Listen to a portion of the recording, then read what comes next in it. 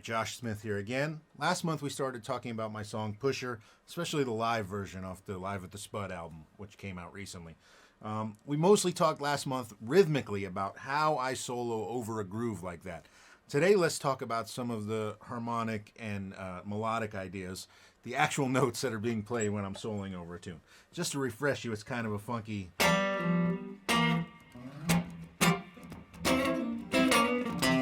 that kind of groove. So anyways, it's a blues, so of course I'm basing my solo around G pentatonic. It's all dominant chords, G7, C7, D7. So I'm mostly based there.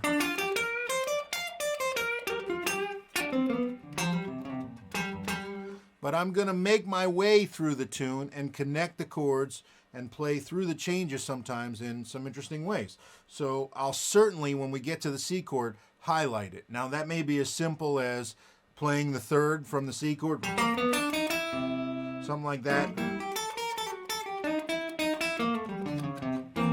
Or I may kind of chromatically walk myself up to third by doing something like that I would do in my rhythm guitar. That's something I'll do a lot. Or I may use a diminished chord to get to there, like something like...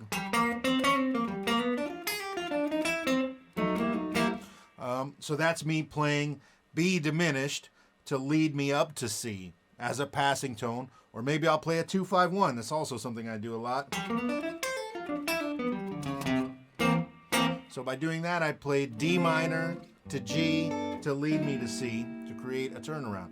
And I'm doing a lot of these things as I'm playing through these changes. So even though it may sound like I'm mostly playing blues, I'm using these devices to connect the chords together and start making a complete thought and narrative happen melodically, in addition to the way that we're making rhythmically this solo feel good.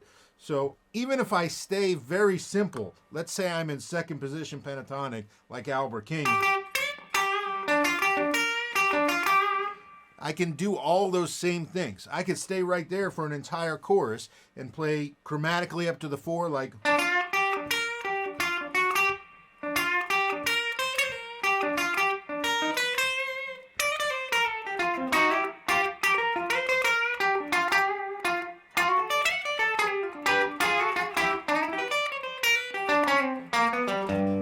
very simply. So there I used chromatics to get between chords. I used 1-2-5-1. I didn't use any diminished.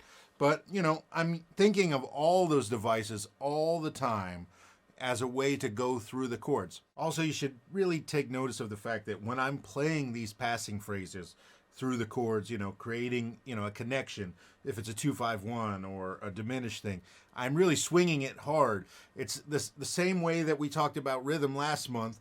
I'm hearing those, those horn players playing and landing on something. When you swing really hard like that and resolve, especially on the next chord or something related to the next chord, that's the difference between a haphazard solo and a solo that really says something and that is in the groove with the band, and it kind of ties everything together, having that swing, that dotted eighth feel. That's the heart of this kind of improvisation.